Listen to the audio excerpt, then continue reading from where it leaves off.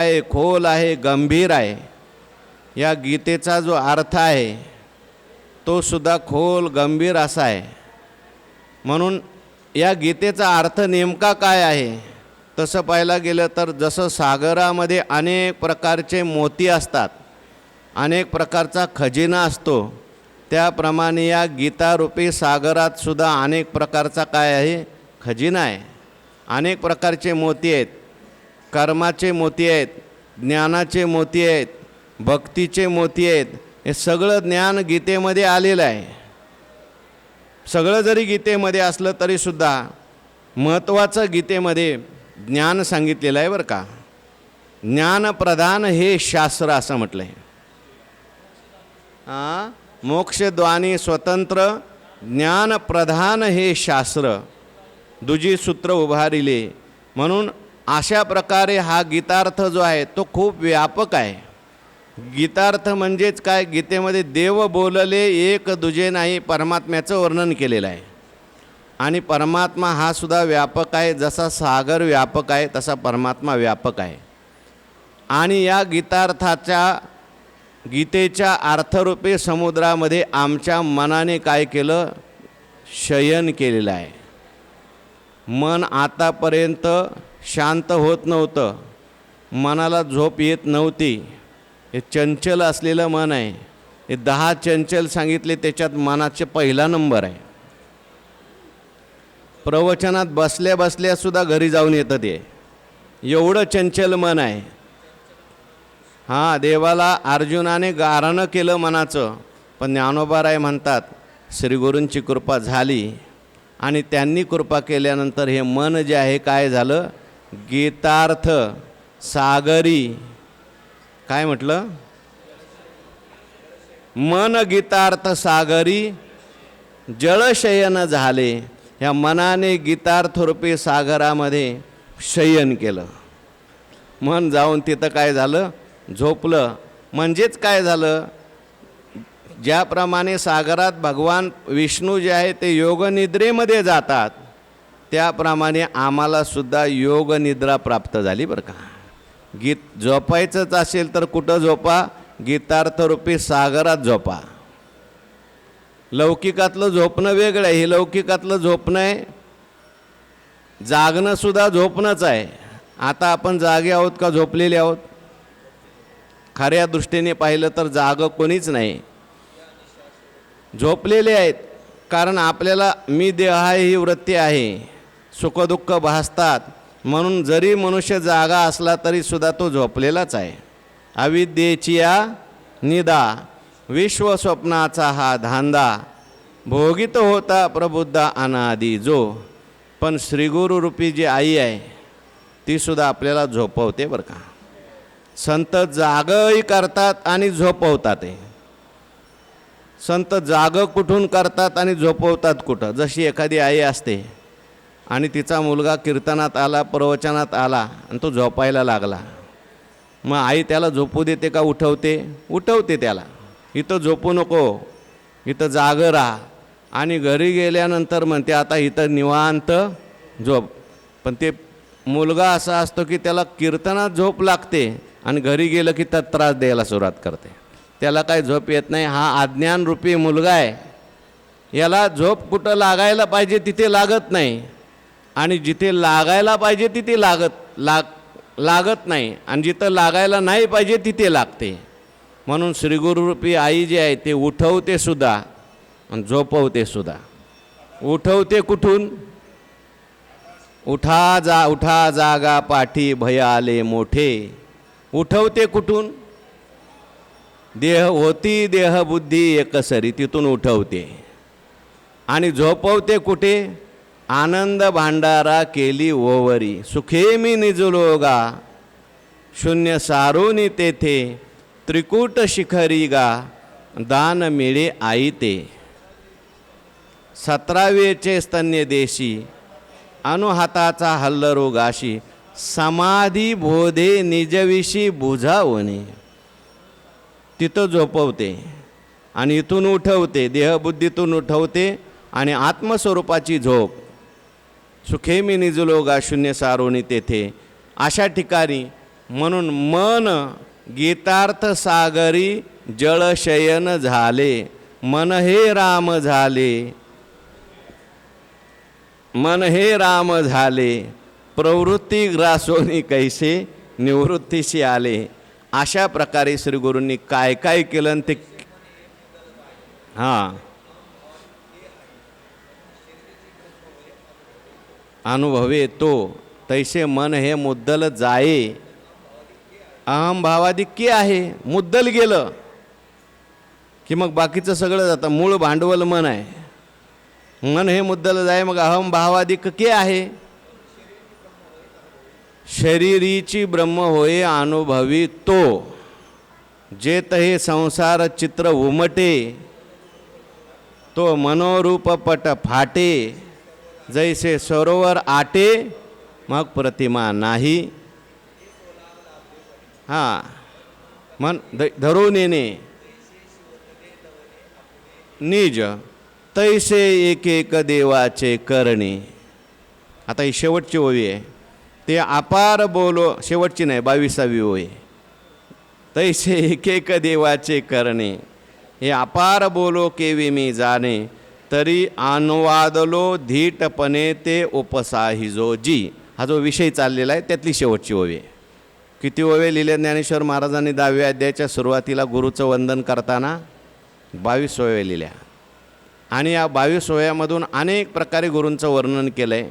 ज्ञानोबाराय म्हणतात तैसे एक एक देवाचे करणे, त्याप्रमाणे एक एक असं देवाचं करणं आहे. कोणत्या देवाचं कृष्णा? श्री गुरुदेवांचं बरं का, नाही तर दुसरा देव आणता इथं. इथे आता गुरूंना देव असं म्हटलेलं आहे. तैसे एक एक देवाचे करणे. ज्ञानोबाराय श्री गुरूंना काय म्हणतात? देव म्हणतात. निवृत्तीनाथ महाराजांना ज्ञानेश्वर महाराजांनी ज्ञानेश्वरीत कुठे कुठे देव म्हटलेला आहे? जय जय देव निर्मळ, निज जना अखिल मंगळ, जन्म जरा जलद जाळ प्रभंजन. वा, एक कोई सांगितली बाबा. जय जय देव प्रबळ. हा सोपी सांगा, आम्हाला कळेल अशी. देव कुठं कुठं म्हटलंय सांगा. ज्ञानेश्वर महाराजांनी ज्ञानेश्वरीत निवृत्तीनाथ महाराजांना देव कुठं म्हटलंय? अनेक ठिकाणी म्हटलंय. सोप्या सोप्या वया भरपूर आहेत जिथं देव म्हटलंय.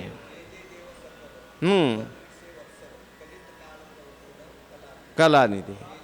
हां, ते देवाचं वर्णन आहे, देवाचं वर्णन आहे. आपल्याला गुरूंना देव म्हटलेली होई पाहिजे.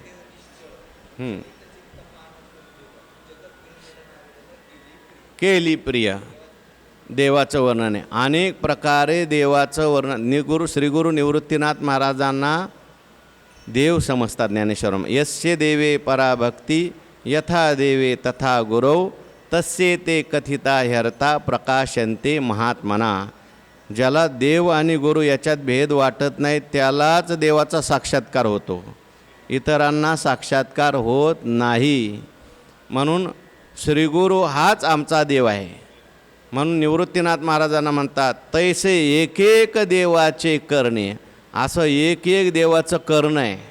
देवाची करणी एक एक काय काय सांगायचे म्हटले ते अपार बोलो केवी मी जाणे. देवाचं करणं कसं आहे? अपार आहे. अपार म्हणजे त्याला पार नाही, त्याला मर्यादा नाही, ते वाणीने सांगता येणार नाही. म्हणून ते अपार बोलो केवी मी जाणे. असं अपार बोलणं जे आहे, असं श्रीगुरूचं महिमान जे आहे ते अपार आहे. आणि मी बोलण्यातून ते सांगू शकत नाही. मला ते कळण्यासारखं नाही.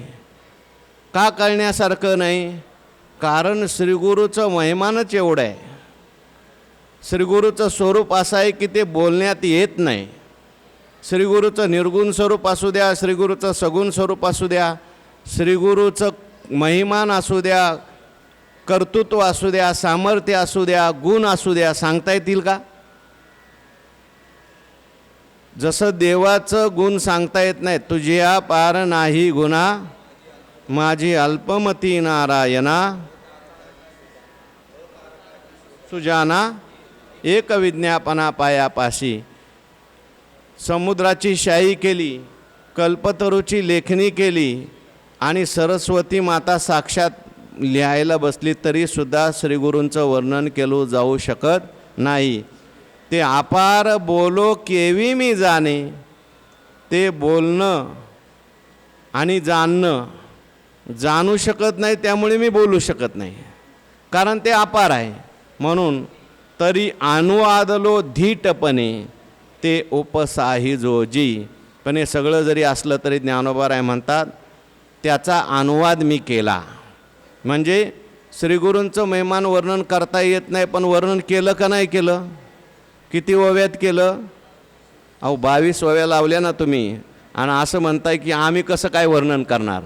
वर्णन करायचं आम्ही जाणत नाही, आणि जाणत नाही म्हणून किती ओव्या घालवल्या? अहो 5-6 दिवस चाललं तेच चाललं आहे. वर्णन करत नाही म्हणायचं, करत नाही म्हणायचं आणि वर्णन करायचं.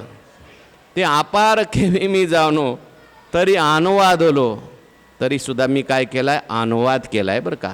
अनुवादलो शब्द महत्त्वाचा आहे. मी बोललो ज्ञानोबाराय म्हणतात का अनुवादलो म्हणतात? अनुवादलो म्हणजे तुम्ही जे आम्हाला काही शिकवलं आहे तेच आम्ही तुमच्यासमोर बोललो.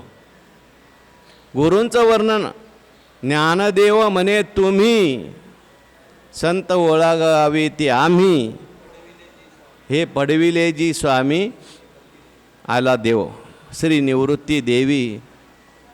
मी तुम्ही जे काय तैसा संतांचा पडविला, पुंसा आपणाची पडविजे. अहो पुंसा आपणाची पडविजे, पडिये ते तरी माथा तुकीजे. करवेलीन न रिजे बाळका माय, त्या पोपटाला आपणच शिकवायचं. राम म्हण, या म्हण, जा म्हण, आणि मग पोपट बोलायला लागला का आपण मान डोलवायची. तसं ज्ञानेश्वर महाराज म्हणतात आम्हाला शिकवलं कोणी? तुम्हीच, आणि आता मान डोलवताय कोणी? तुम्हीच. म्हणून अनुवादलो, तुम्ही जे आम्हाला शिकवलं आहे त्याचा आम्ही फक्त अनुवाद केला आहे. संतांचं वर्णन कसं करावं, हो तुम्ही हे आम्हाला शिकवलं आहे. संत ओळखावेती आम्ही, ज्ञानदेव म्हणे तुम्ही, संत ओळखावेती आम्ही, पुढं हे तुम्ही शिकवलेलं आहे. आणि म्हणून तुम्ही हे शिकवलेलं ते मी अनुवादलो म्हणजे संतांचं वर्णन मी थोडंफार केलं. अनेक प्रकाराने ज्ञानोबारायांनी संतांचं वर्णन केलं, संतांच्या अनुग्रहाचं वर्णन केलं, संतांच्या वाचेचं वर्णन केलं, संतांच्या कृपादृष्टीचं वर्णन केलं, आणखीन संतांच्या स्नेहाचं वर्णन केलं. हे सगळं वर्णन केलं. पण हा अनुवादलो धीटपणे, धीटपणा काय हो याच्यामध्ये? ज्ञानोबाराय धीटपणे का म्हणतात? कारण अनुवाद करणं तेवढं सोपं नाही. धैर्य का धरलं? धैर्य का लागतंय? अहो समोर कोण बसलेले आहेत? निवृत्तीनाथ महाराज बसलेले, आणि त्यांचं वर्णन करायचं आहे. वर्णन वाणीने आपण करू शकत नाही. बरं, समोर कोण बसलेत? निवृत्तीनाथ महाराज, आणि गीता सांगायची. गीता तरी सोपी आहे का सांगणं? त्या गीतेला मराठी भाषेत आणायचं आहे, ओवीत गायचं आहे. पण ज्ञानोबाराय म्हणतात आम्ही एक धाडस केलं. परी एक ते एक असे आधारू, तेनेची बोले मी सधरू, जे सानुकूळ श्रीगुरु ज्ञानदेव म्हणेत. तुम्ही मला सानुकूळ आहात, मजूर हृदयी सद्गुरू. म्हणून हे या ठिकाणी मी सगळं केलं, धीटपणा केला. ऐसाय मज देवसा, पुढत्याची एकी आशा, पडियंता व्हावे. म्हणून मी धाडस केलं की त्या निमित्ताने का होईना तुमच्या कृपेला आम्ही पात्र होऊ. म्हणून तरी अनुवादलो धीटपणे, ते उपसाही जोजी, ते आता तुम्ही काय करा? सहन करा. म्हणजे मी तुमचं वर्णन केलं, वास्तविक पाहता वर्णनातीत तुम्ही असताना वर्णन केलं. एखाद्या माणसाने समुद्राचं वर्णन केलं. समुद्र जो आहे ना आमच्या घराशेजारच्या विहिरीसारखा आहे. त्या विहिरीचा, समुद्राचा अपमान झाला का समुद्राचं वर्णन केलं? समुद्र आमच्या घरात विहिरीसारखा आहे. तसं निवृत्तीनाथ महाराजांचं वर्णन केलं, शब्दाने केलं. निवृत्तीनाथ महाराजांचं वर्णन केलं, थोडेफार गुण सांगितले, पण हे सगळे गुण अजून तुमचं वर्णन यथार्थ करू शकत नाही. पण आम्ही धीटपणे केलं वर्णन. का केलं? तुमची कृपा आम्हाला व्हावी म्हणून वर्णन केलं. तुम्ही सहन करा, तुम्ही सहन करणारे आहात. आणि आता मात्र आम्ही मूळ विषयाकडे वळतो. ते ज्ञानेश्वर महाराज मूळ विषय आता सांगतात, त्याचं आपल्याला वर्णन करायचं आहे उद्याच्या प्रवचनात. उद्यासुद्धा प्रवचनाची वेळ आपली 3च आहे. आता 5 वाजता ज्ञानेश्वर महाराजांचं चरित्र आपल्याला इथे सांगायचं आहे. तेव्हा सर्वांनी चरित्राकरता सुद्धा हजर राहा. पुंडलिक वरद हरी.